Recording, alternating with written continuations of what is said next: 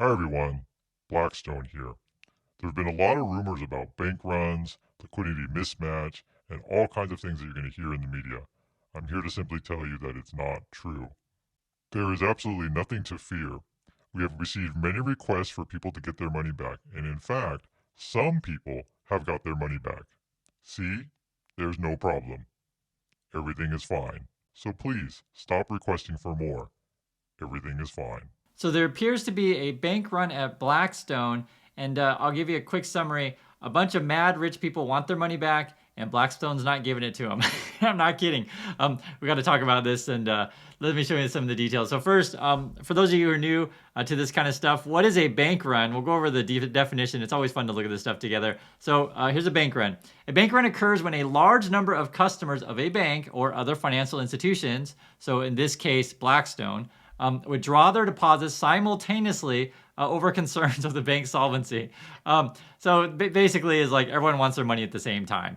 Whether or not they're concerned about solvency, that's an interesting issue because as this sort of rumor gets out that something might be wrong or that it's time to sell or your neighbor is selling, everyone starts selling at the same time, and then there could create a problem, right? This is sort of how these things work.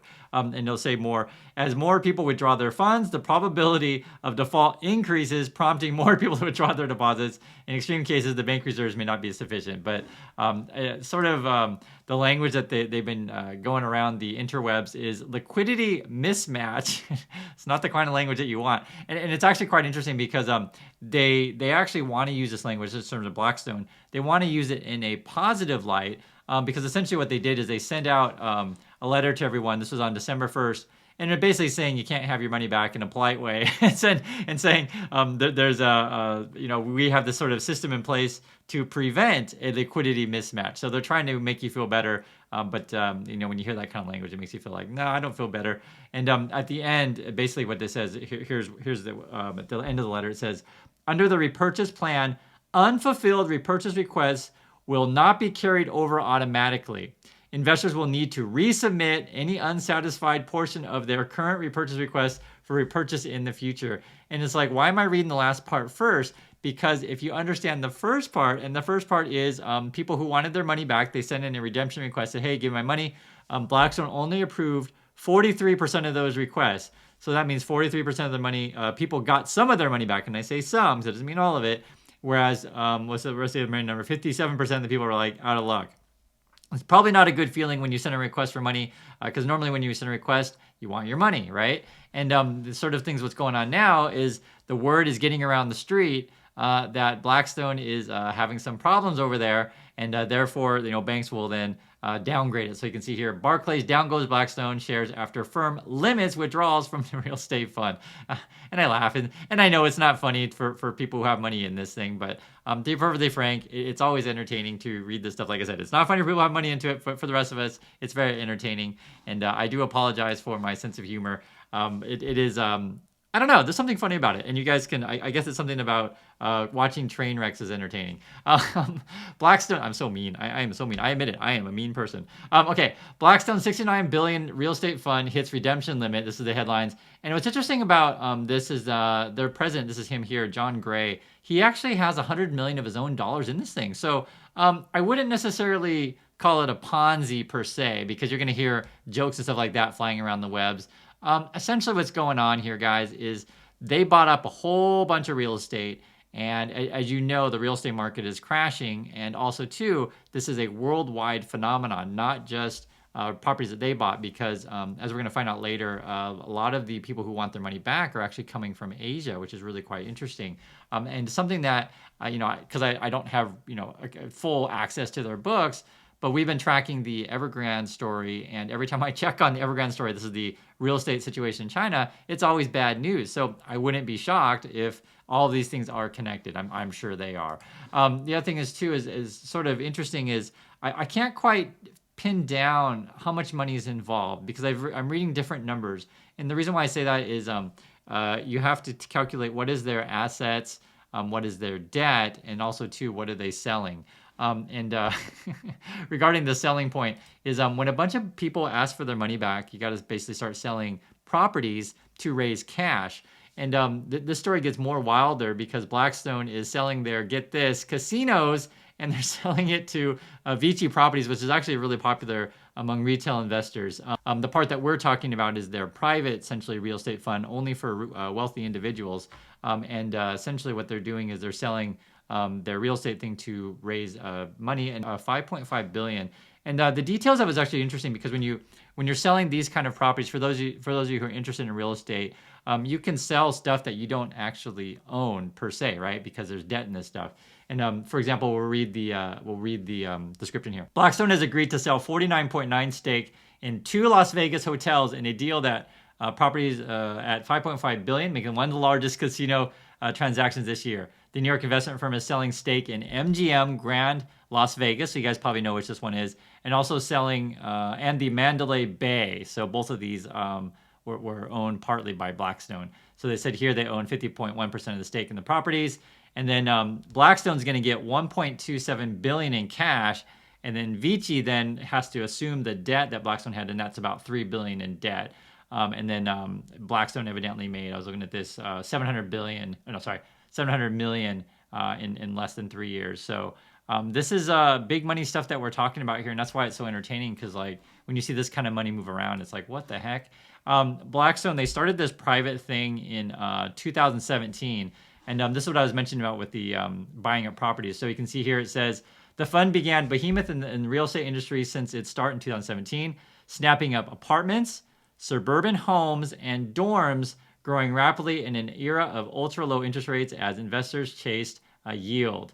Now soaring borrowing costs and cooling economy are rapidly changing the landscape for the fund, causing BREIT, so it's a REIT, but it's the Blackstone REIT, the private one, to caution it could limit or suspend repurchase requests going forward. So what's interesting about this is when we're talking about buying up all of these homes, I've mentioned this several times on this channel.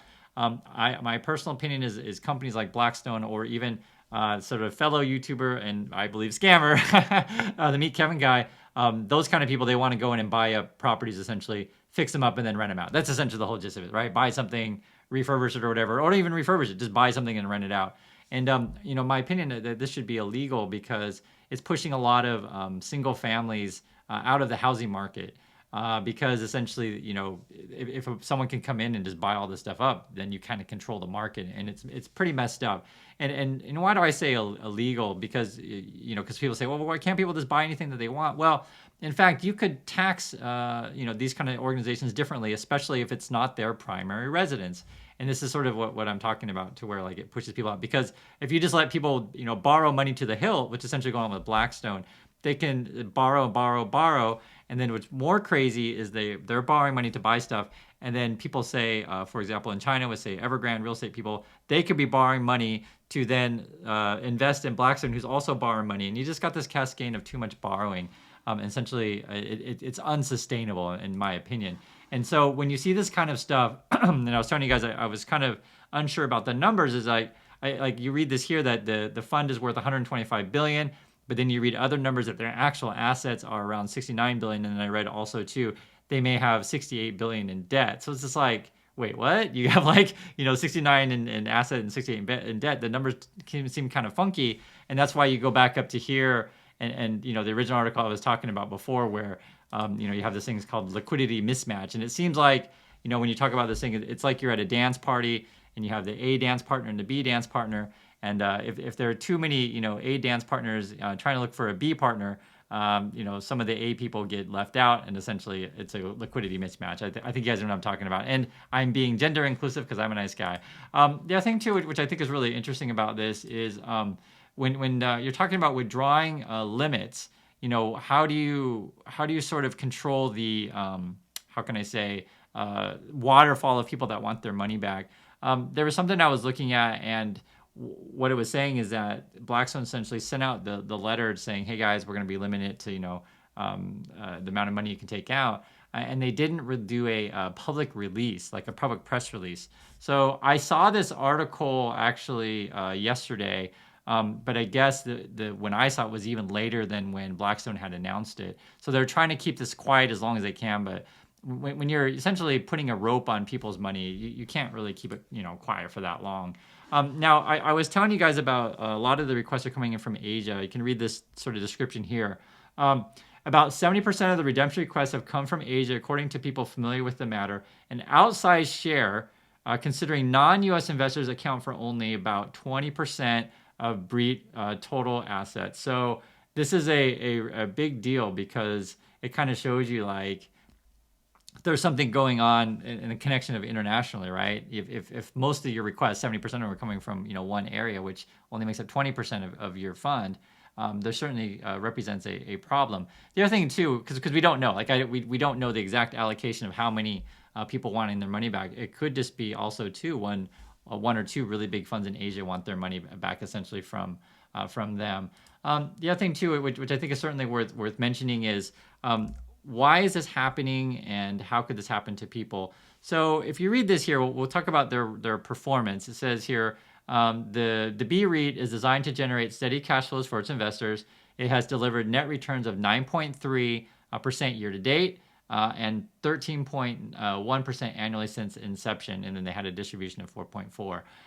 The basic gist of it is, guys, is when you're talking about investments or anything with money, sometimes you're trading liquidity, right? So the basic idea is if I give your money, you can say, write a contract and say, well, I'm going to keep your money for 2 years and you can't really take very much out.